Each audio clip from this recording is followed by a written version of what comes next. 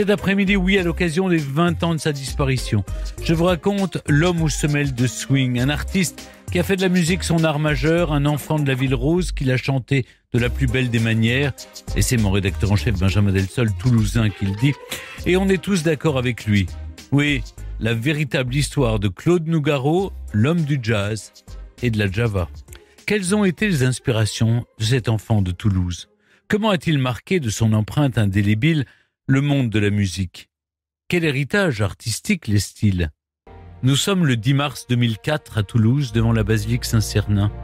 Cet après-midi-là, il fait froid et beau, mais le grand ciel clair ne suffit pas à apaiser la peine et les larmes des quelques 10 000 Toulousains et Toulousaines, sans compter les centaines d'autres qui se pressent à l'intérieur, rassemblés sur le parvis de cette église qui illumine le soir d'une fleur de corail que le soleil arrose, rassemblés là pour dire adieu à l'un des leurs, emporté quelques jours plus tôt par un cancer, Claude Nougaro. Un des leurs, oui. Car si le gamin des Minimes a quitté Toulouse depuis bien longtemps pour Paris, New York ou ailleurs au bout du monde, Toulouse ne l'a jamais quitté. La ville et le quartier de son enfance sont toujours restés là, présents dans la mémoire, dans l'accent de Claude Nougaro et dans ses chansons, et notamment celle-ci évidemment, « Ô Toulouse ».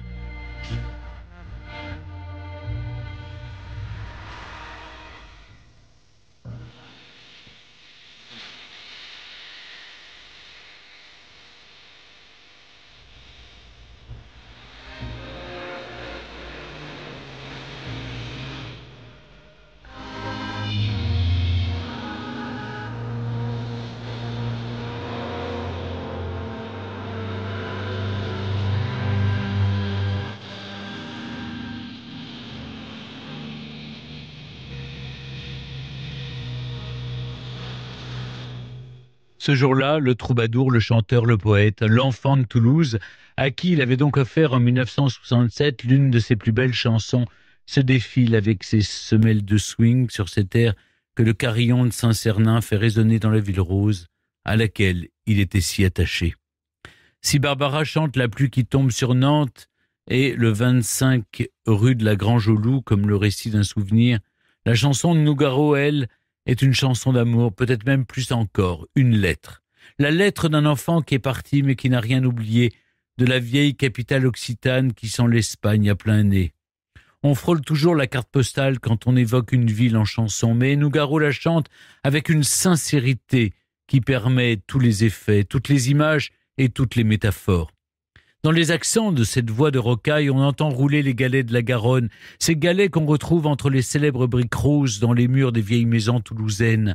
Et c'est tout l'amour d'une ville qui s'élève, une ville où l'eau verte coule le long du canal du Midi, où les cartables sont pleins de coups de poing, où même les mémés aiment la castagne, une ville violente et tendre à la fois.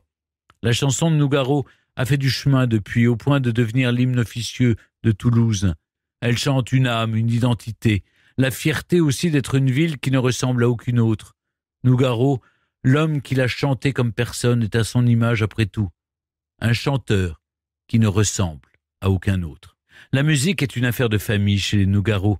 Le jour, son grand-père Alexandre travaille comme planton du côté du Capitole, mais le soir, il rejoint la chorale de son quartier avec sa femme Cécile, la grand-mère sage-femme qui ne laisse à personne d'autre le soin de faire naître le petit Claude au forceps chez ses parents le 9 septembre 1929.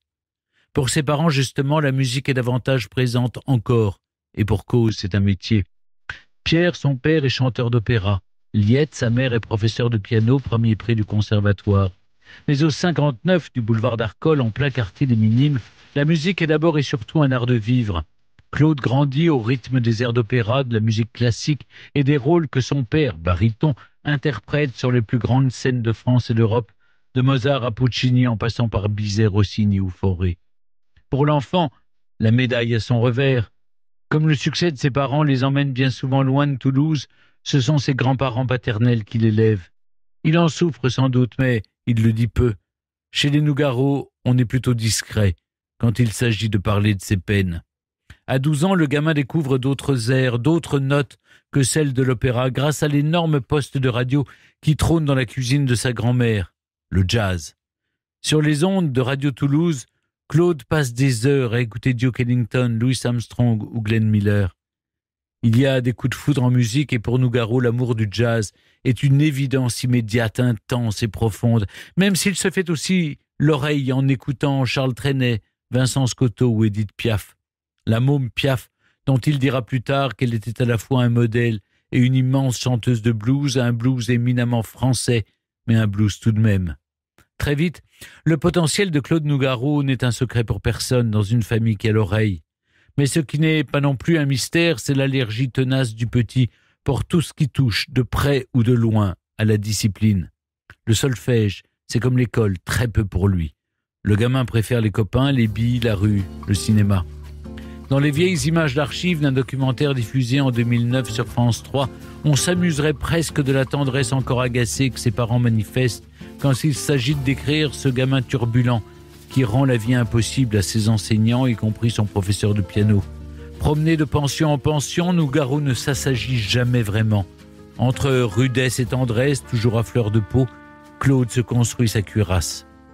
En 1947, à 18 ans et aux grandes dames de ses parents, Nougaro lâche ce système scolaire qui l'ennuie tant.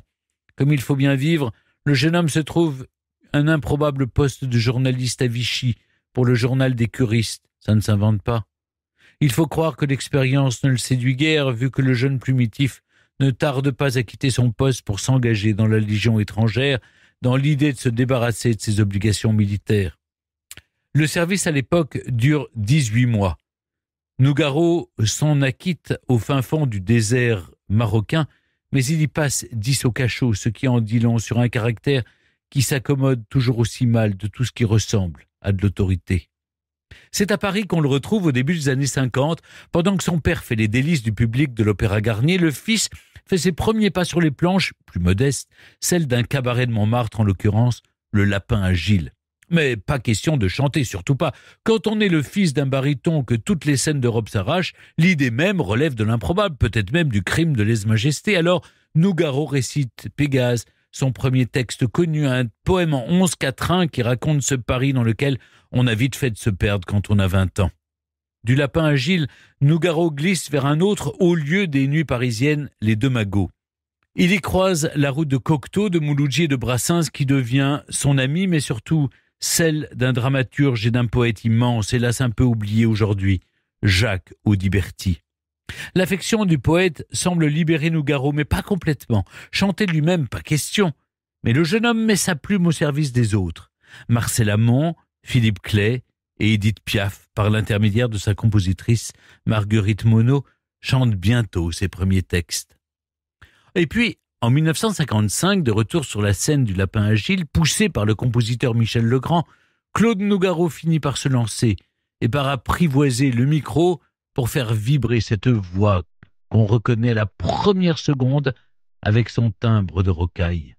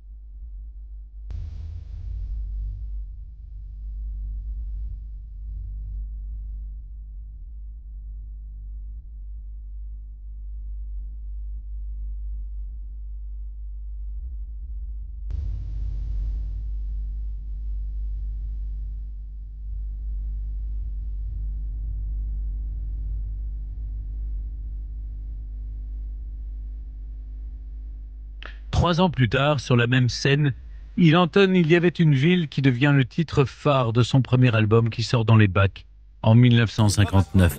Henri Salvador, qui préface la pochette, écrit alors « Celui que vous allez entendre a avec lui ce que Paris demande à un artiste, c'est-à-dire la fougue, la rage, la souffrance. » Et c'est vrai qu'il a tout cela à la fois. Claude Nougaro enchaîne en assurant les premières parties de Dalida, de Brassens, de Brel ou de Ferré. Et au tout début des années 60, une chanson qui a marqué des générations de Français va le propulser sur le devant de la scène. En 1962, Claude Nougaro a 33 ans.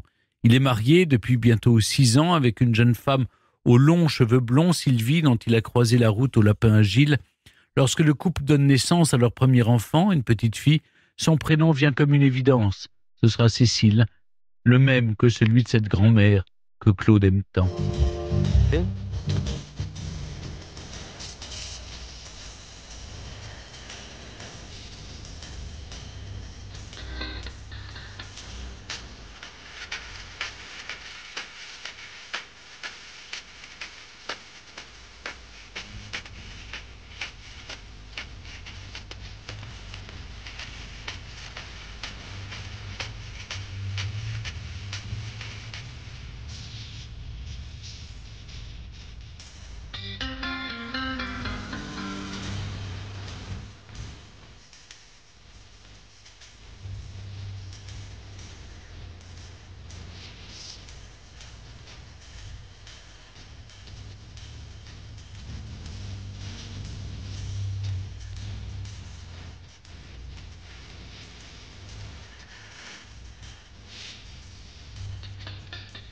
Sur le papier, le jeune père jette alors quelques vers, les mots éblouis d'un père qui ne comprend pas toujours bien ce qui lui arrive et un refrain touchant et beau.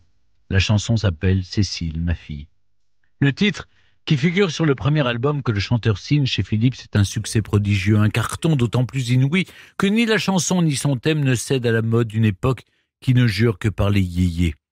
Mais la sincérité d'écorché vif de Nougaro, cette tendresse qui transpire à chaque mot, gagne les cœurs de la France entière, une France qui ne va pas tarder d'ailleurs à compter beaucoup de petites Cécile. Tout manque de s'arrêter pourtant la même année, en juin 1963, quand Claude Nougaro est victime d'un grave accident de voiture qui l'envoie à l'hôpital pour plusieurs semaines avec une jambe en 1000 morceaux. 3 mois plus tard, il est debout. Quand il entre sur scène pour son premier Olympia, les béquilles ne changent rien. Quand Nougaro s'approche du micro, c'est toujours en combattant cabossé, pour chanter comme on se castagne, comme on dit à Toulouse. À la radio, la France connaissait le Nougaro tendre. Sur scène, elle découvre le combattant, Rabelais, puissant, rauque et entier. Un taureau, pas bien grand mais solide, massif et robuste. Ses tours de chant sont des tours de force, dont il sort trempé de sueur, rincé, épuisé, vidé. Nougaro se livre comme un boxeur, cet art total qu'il évoque d'ailleurs dans un titre célèbre, 4 boules de cuir. 4 boules.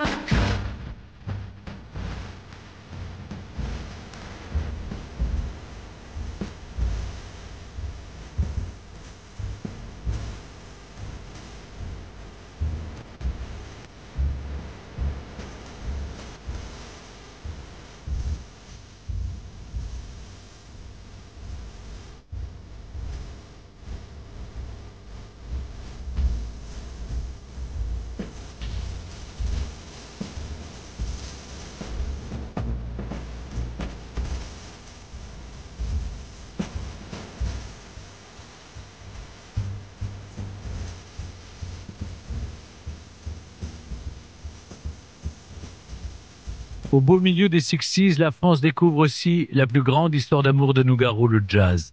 Le jazz et la java, bien sûr, pour citer cette chanson qui va piocher sa mélodie du côté de Dave Brubeck et de Sweet to Get Ready, une composition de 1959, mais pas seulement. Les mains d'une femme, le cinéma, chanson pour Marilyn, à tes seins. À longueur de refrain, Nougaro marie le swing et les rythmes jazzy. Dans la France des 30 Glorieuses, c'est tout sauf anodin. Jusqu'en 1960, la France se posait encore la question de savoir si l'on pouvait avoir à la fois du rythme et des lettres. À part Boris Vian, personne ou presque ne se risque sur les rives du jazz et du blues. Scénariste et conteur, Nougaro n'hésite lui jamais à marier le don du récit et le battement sourd d'une batterie, le souffle d'une trompette, l'improvisation d'un piano ou l'harmonie d'un accord de guitare sèche. Son amour de la syncope du jazz éclate dans des titres comme Le cinéma, Une petite fille en pleurs, mais jamais autant sans doute que dans À bout de souffle. Je suis dans la sonnerie du téléphone, mon cœur fit un bond, je prie le reste. C'est saisissant.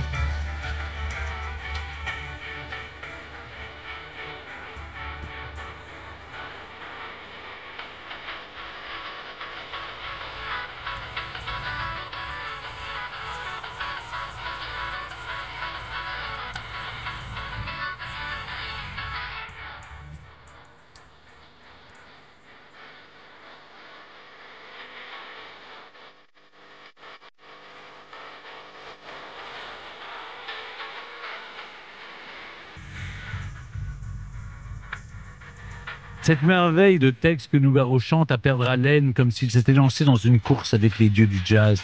Nougaro ne fait jamais dans la facilité quand il s'approche d'un micro. Ceux qui l'ont vu sur scène se rappellent cette démarche qui était la sienne, les jambes fléchies comme pour partir à l'assaut d'une scène qui prend des airs de ring. Et puis, il y avait soudain le miracle d'une douceur à vous crever le cœur, quand la lutte la plus âpre cédait la place à la tendresse et à la confession parfois. Sur scène, Nougaro a souvent dit qu'il se sentait presque grand, presque beau. C'est aussi là qu'il se livre et qu'il dévoile ses fêlures et ses blessures. L'amour en fait partie, évidemment, avec toute sa beauté noire, ses trahisons aussi qu'on regrette au petit matin quand on rentre chez soi la veste sur l'épaule, des remords en bandoulière.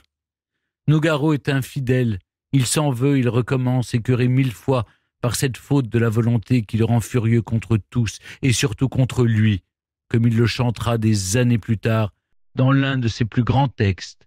Tu verras.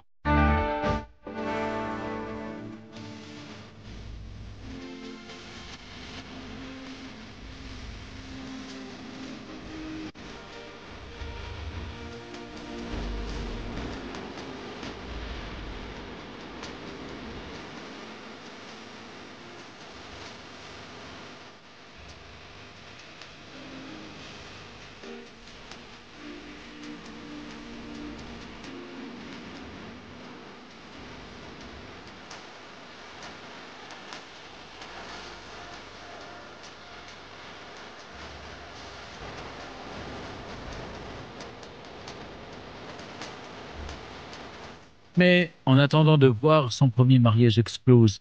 Il y en aura 3 autres. En 1967 avec Odette, avec qui il aura 2 filles, Fanny et Théa. En 1975, sa 3e union avec Martial lui offre un fils, Pablo. En 1984, enfin, son 4e et dernier mariage l'unit à Hélène, la jeune femme toulousaine qui partagera sa vie jusqu'à la fin. La nuit, la fête et l'amour, l'acrobate des mots en fait évidemment des chansons. Mais on se perd vite quand on brûle la vie par les 2 bouts. L'existence de Nougaro suit presque la devise olympique, toujours plus vite, toujours plus haut, toujours plus fort, mais souvent dans sa version noire et alcoolisée. Certaines nuits, le whisky prend toute la place et Nougaro s'y consume souvent, au point d'en tirer l'un de ses textes les plus trompeurs et les plus grinçants. Je suis saoul.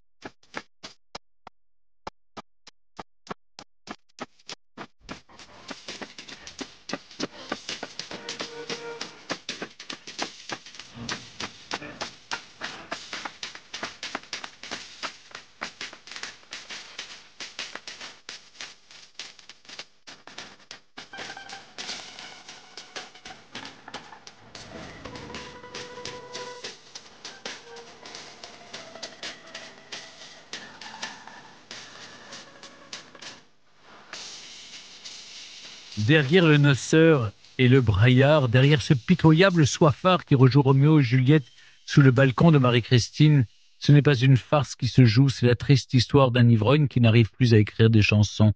Perdre son talent, son instinct, son public, c'est peut-être la plus grande peur de Nougaro, et il va passer bien près de perdre les 2. 1968 marque un premier tournant. Contrairement à Léo Ferré ou Georges Brassens, Claude Nougaro s'est toujours gardé de tout engagement politique, mais il trouve pourtant l'inspiration dans les événements de mai 68 avec un texte étrange et rare chez lui, Paris-Mai.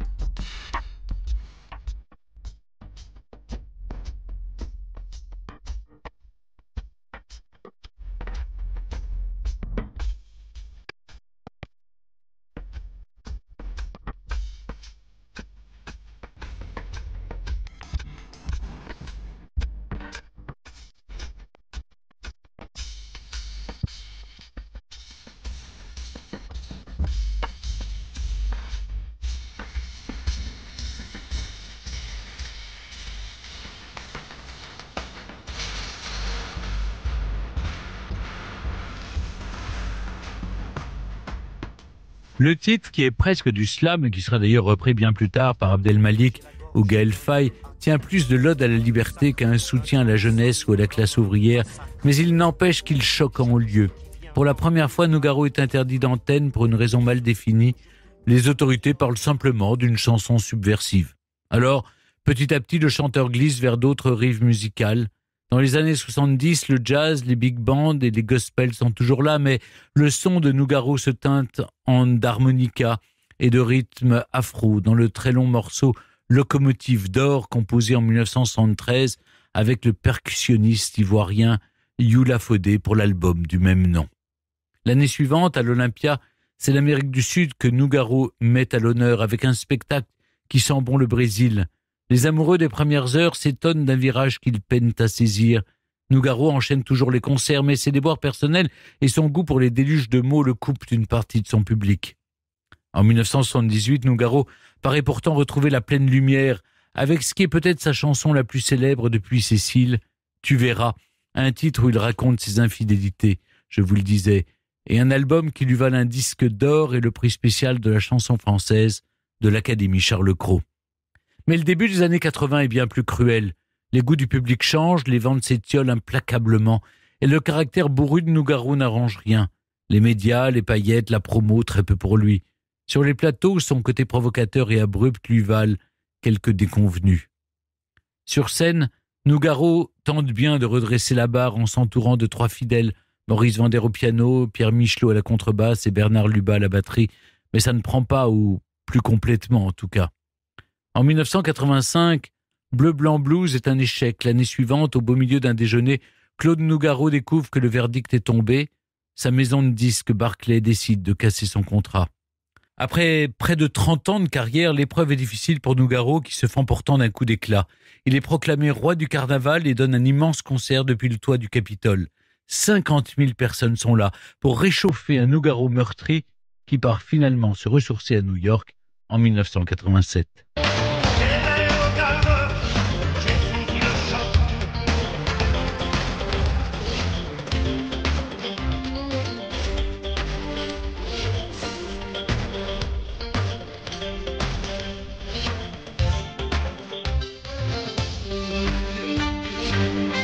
Du côté de Manhattan, l'exil se transforme en triomphe. À New York, Nougaro revit et enregistre l'album du comeback, Nouga York. Un ovni qui lorgne à la fois du côté du jazz, des synthétiseurs, du rock et des musiques urbaines. Nougaro était un has-been. Il revient gonflé à bloc avec des ventes impressionnantes. Sorti en septembre 1987 chez WEA, son nouveau label, Nouga York franchit la barre des 400 000 exemplaires vendus en quelques semaines. Un an plus tard, Nougaro reçoit 2 victoires de la musique coup sur coup. Meilleur artiste masculin, meilleur album de l'année. La même année, la SACEM lui décerne le Grand Prix de la chanson française. Chez Barclay, on mange son chapeau, mais on reste beau joueur. La maison lui envoie un télégramme. Tant pis pour nous, nous nous sommes trompés. Bravo. Claude Nougaro a retrouvé toute sa verve. Peut-être un peu de stabilité aussi, son 4e mariage tient bon, l'éternel noceur s'est assagi. En 1989, il sort l'album Pacifique, sorte d'équivalent côte ouest et californien de Nouga York. La boucle américaine est bouclée. Nougaro revient en France et à ses premières amours avec un hommage au fleuve de son enfance, avec le très beau C'est une Garonne sur une musique du zaïrois Ray Lema.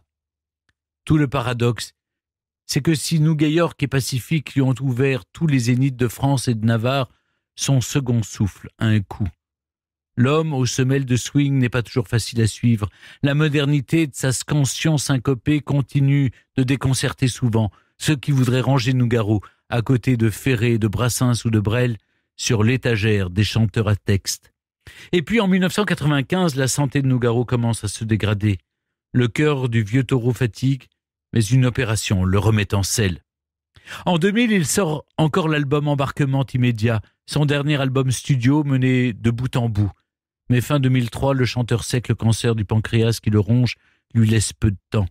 Il se lance alors dans un dernier projet, un dernier album baptisé La Note Bleue et produit par un des plus grands labels du jazz, Blue Note Records. À travers cette fameuse note, c'est à toute sa vie que Nougaro veut écrire une dernière lettre. La note bleue, dans le monde du jazz et du blues, c'est cette drôle de note incertaine et glissée qui donne toute sa couleur à la mélodie. Elle est impossible à marquer sur une partition, mais elle se sent sous les doigts, dans la voix ou dans le souffle. La note bleue, cette note alchimique et ambiguë, c'est aussi une référence aux Blue Devils des anglophones, des diables bleus qui correspondent à nos idées noires en français. L'album sortira bien en 2004, mais à titre posthume. Le 4 mars, il y a 20 ans, jour pour jour, le chanteur-poète s'en est allé au pays du jazz et des diables bleus, mais sa trace est restée indélébile dans la mémoire collective des Français. Le temps a passé et en 2014, Toulouse est en pleine campagne municipale, au moment de célébrer le 10e anniversaire de la mort de Claude Nougaro. Aucun candidat à la mairie n'ose prendre le risque d'être accusé de récupérer la mémoire de l'artiste, et le jour anniversaire de la mort du poète, il se produit alors cette chose étrange. Rien.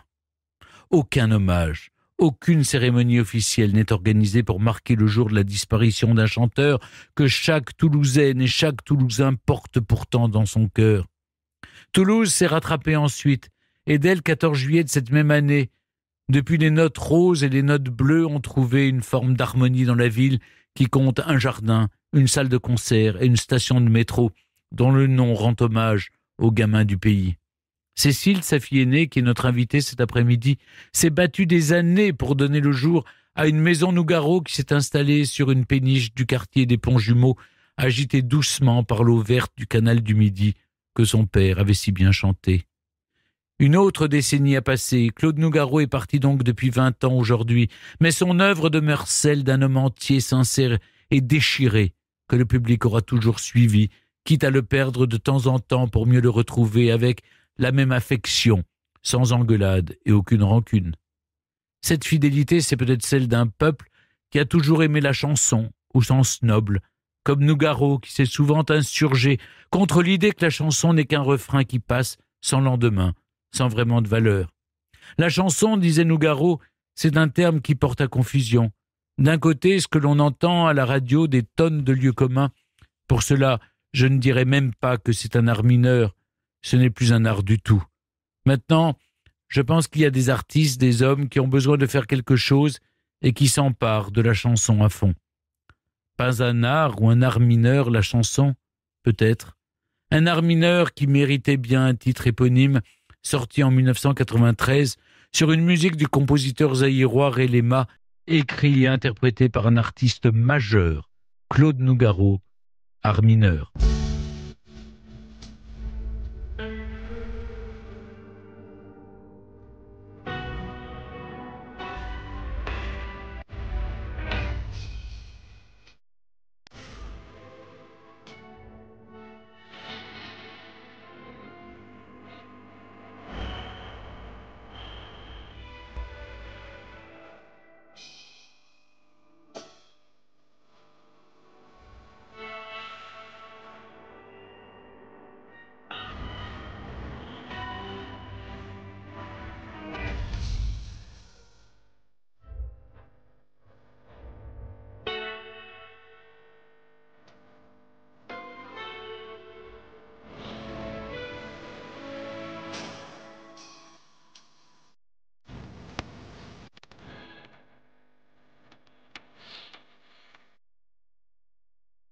Cécile Nougaro et Yvan Cujuze, merci d'être toujours avec nous sur Europe 1. Yvan, Claude Nougaro disait pratiquer un art mineur. Lui, en tout cas, était un artiste majeur et un artiste inclassable aussi. C'est ce qu'il voulait être ? Oui, je pense, enfin, c'est compliqué de parler d'artiste majeur. Je dirais plutôt que voilà, son œuvre, en tout cas, est une œuvre majeure parce que elle témoigne d'un engagement total, d'une intégrité absolue. Elle témoigne de cette façon qu'il avait de tout donner. Pour être dans cette exigence, répondre à cette exigence. Donc finalement, l'œuvre comme ça, on voit cette qualité d'une œuvre à ce témoin d'engagement que avait Claude Nougaro. Et je pense qu'il ne voulait pas tricher, donc il a tout donné. Et en ça, effectivement, sa démarche et son œuvre, en tout cas, sont majeures. Oui, ça c'est sûr. Et Cécile Nougaro, j'ai évoqué dans mon récit l'un des plus grands succès de votre père, Cécile, ma fille, chanson qu'il vous a dédiée en 1963, peu après votre naissance, Comment est-ce que vous avez vécu et comment vous vivez toujours le fait d'être la Cécile d'un texte aussi connu et aussi aimé des Français? Ah ben c'est une chose qui est surprenante d'être à la fois quelqu'un voilà d'humain et puis une chanson en même temps. Cette chanson évidemment m'a aussi donné beaucoup de force pour imaginer et oser créer un lieu pour papa. Ça me donne une légitimité et puis toutes les chansons de papa font partie de ma famille, alors je les ressens de l'intérieur et ça porte et j'ai fini au bout de tout ce temps à comprendre le sens profond de ce cadeau que m'a fait mon père. Il vous arrive de l'écouter ou... Non, pas. Oui, pas volontairement. Elle est en moi, donc voilà, c'est comme se regarder tout le temps devant un miroir ou je ne sais pas. Enfin, en tout cas, cette chanson, elle est visionnaire parce que les idées, les idylles, c'est tout à fait ça. Yvan, vous avez rencontré Claude Nougaro dans les années 90, vous avez été son ami durant les 10 dernières années de sa vie. Que vous a-t-il apporté en tant que musicien? Vous nous avez dit en préparant cette émission qu'il vous avait pris sous son aile. Oui, il y a eu ça, effectivement, parce que moi, à l'époque, j'étais prof de physique, donc j'étais loin de la musique, mais je faisais quand même de la musique à côté. En tout cas, je conciliais ces deux passions, finalement. La physique m'a beaucoup intéressé aussi. Je l'enseignais à Toulouse. Et quand j'ai rencontré Claude, il m'a accueilli, j'allais dire, avec cette singularité qui était la mienne. Il m'a finalement un peu décomplexé, parce qu'il m'a montré, finalement, qu'on pouvait adapter sa singularité à son écriture, à sa démarche artistique, finalement, en étant ce que j'étais, un prof... voilà, qui était dans ce paradoxe de cette double vie, eh bien le fait de pouvoir intégrer ça à ma démarche d'artiste, ce que lui faisait parfaitement bien, il a tout intégré de ses failles, de ses particularités, de son histoire, à son écriture, à sa création. Donc ouais, il m'a certainement montré ça. Cécile, votre père, Claude Nougaro, plus que sous son aile, vous a pris dans ses bras. Vous a-t-il transmis l'amour de la musique et de la chanson? Alors déjà, oui, en fait...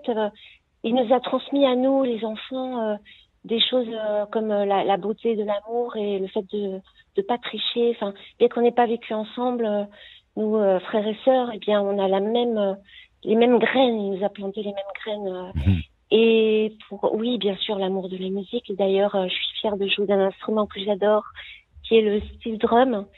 Et je joue dans le groupe, le steel band à Toulouse, Gasoline. Et on joue des chansons de papa d'ailleurs, tu verras, et bien sûr Bidonville. Yvan, parlons de la voix de Claude Nougaro, de sa présence sur scène. Qu'est-ce qu'il avait de particulier? J'ai raconté qu'il montait sur scène comme un boxeur monte sur un ring. C'était vraiment une bête de scène, un poète de scène même. Ouais, il y avait cette rhétorique du combat, de l'arène, de cette quête de victoire, finalement, d'une certaine manière, parce qu'il y avait ce combat qu'il menait et qui est très, en fait, compréhensible. C'est-à-dire que quand on monte sur scène, on peut considérer qu'on est dans une forme de combat, un combat, alors évidemment, poétique, plein d'amour et tout ça, mais il y a quand même une performance physique et un côté très punchy, en tout cas, qu'il avait chez lui. Il y a la métaphore du combat de boxe, évidemment, du boxeur, 4 boules de cuir, etc. Et il avait cette faculté comme ça d'aller chercher la victoire, en fait. C'est-à-dire, la victoire, c'était dans la métaphore de mettre le public KO. Le public KO, ça voulait dire que le public en avait tellement pris d'émotions, de beauté, de machin, que il était submergé par cette vague et il était KO, finalement. Il y avait toujours cette métaphore-là. Et sa voix, elle était issue de la tradition familiale aussi, du papa baryton, baryton, je crois, c'est bien sûr, Pierre Nougaro, premier baryton à l'Opéra de Paris, et de la maman pro de piano. Donc, il a aussi accepté cette voix comme elle était, et il l'a intégrée dans cette chanson de l'époque des années 50, où elle a eu cet aspect lyrique, et elle est venue servir son propos de chanteur sans la modifier. Il n'a pas cédé à une forme de mode ou en polissant sa voix. Il l'a livré comme elle était. Et il a toujours fait ça dans sa vie, Claude. Il a chanté comme il était, en fait. Mais Cécile, justement, qu'est-ce qui animait Claude Nougaro? D'où il puisait cette incroyable énergie qu'il déployait sur scène et qu'il transmettait même à travers ses chansons? Il a dit celui qui a un don, ce don est fait pour être donné. Je pense que voilà. Et ça revient à la notion de générosité. C'est un être qui a aimé la vie plus que tout et qui lui a vraiment fait honneur. Quelques mots sur Toulouse, la ville natale de Claude Nougaro, celle où il a grandi, celle qu'il a chantée. Quel rapport votre père entretenait-il avec la ville rose, Cécile ? C'était viscéral, il l'a porté avec lui. Oui, il est tatoué par cette ville profondément. Et souvent, il a dit Toulouse, ville rose. Et ça dit bien ce que c'est. C'est-à-dire, il s'est senti vraiment profondément exilé, déjà de ses parents, dans ce faubourg des Minimes à l'époque qui était ni la ville ni la campagne, un entre-deux. Et puis, effectivement, cette énergie, cet être libre qui a fini par trouver sa profonde raison d'être. Yvan, on l'entend bien sûr à votre bel accent, vous êtes également toulousain, Oui, vous travaillez avec de nombreux artistes qui le sont également. Qu'est-ce que Claude Nougaro représente pour les Toulousains ? C'est en fait une figure tutélaire, n'est-ce pas ? Oui, et puis il a quand même amené, Claude, il nous a décomplexés, nous les Toulousains, notamment les gens du Sud, il nous a décomplexés par rapport à notre accent, parce qu'il a montré qu'on pouvait être considéré pas uniquement comme des petits Fernandel qui font rire avec l'accent dès qu'ils ouvrent la bouche. Il a amené cet accent dans des esthétiques très respectables, dans une vraie poésie dans la chanson, et ce qui peut être malheureusement encore considéré par certains comme une faiblesse, ou en tout cas voilà, l'accent qui n'est pas l'accent parisien entre guillemets, il l'a transformé en une qualité. C'est-à-dire que quand par exemple vous avez diffusé tout à l'heure dans votre joli récit d'ailleurs, bravo, le à bout de souffle de Dave Brubeck, toutes les syllabes faibles qu'on a dans l'accent, en tout cas, on met la syllabe faible sur les temps forts. Vous voyez ce que je veux dire ? C'est-à-dire que l'accent toulousain devient une force d'interprétation et une force musicale. L'accent toulousain ou l'accent du Sud, si je puis dire. Et donc, en ça même, oui, il a montré la voix de VOIE, VOX à ces gens qui ont utilisé l'accent de façon décomplexée. Donc, ouais, là-dessus, il a été très très fort et très bénéfique à nous qui parlons pas comme vous, Stéphane. Et c'est tant mieux, c'est bien la diversité.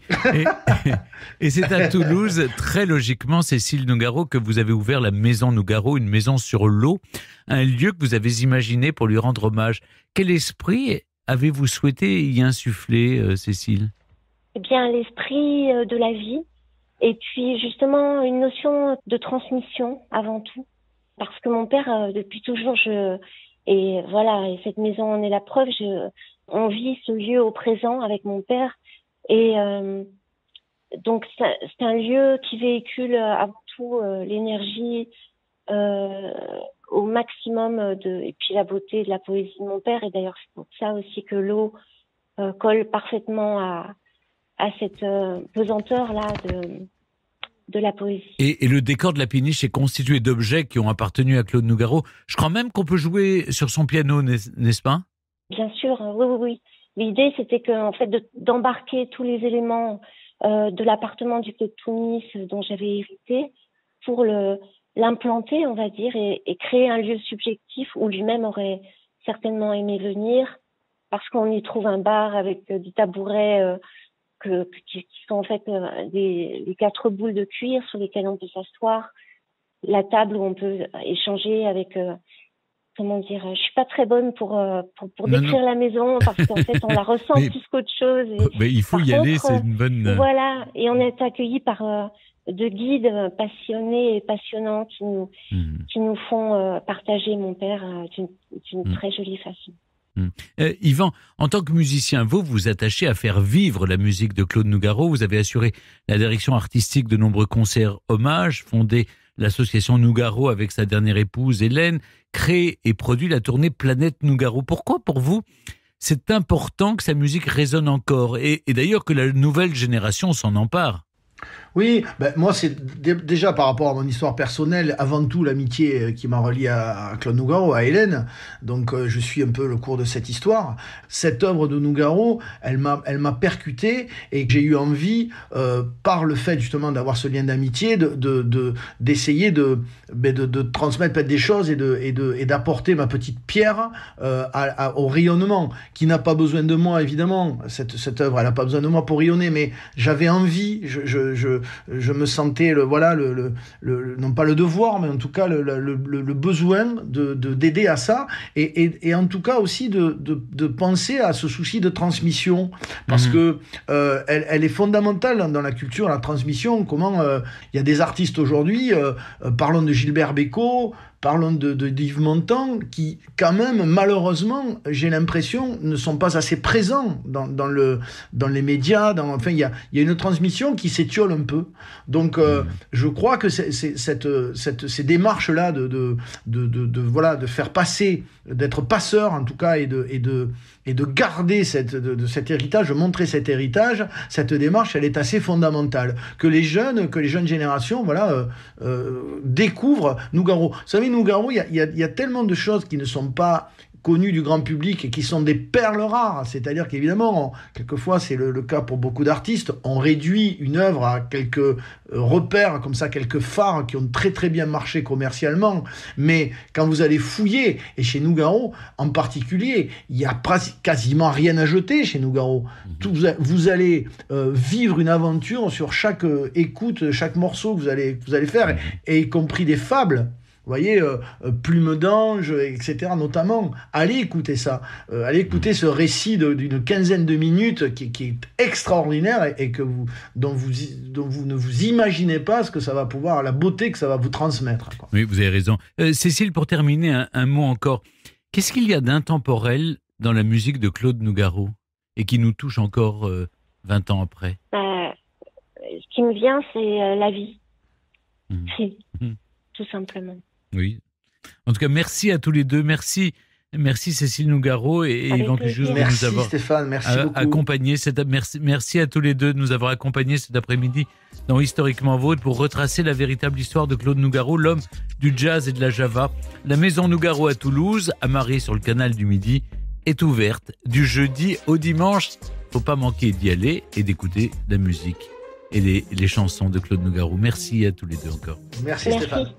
Historiquement Vôtre sur Europe 1 et en podcast sur europe1.fr.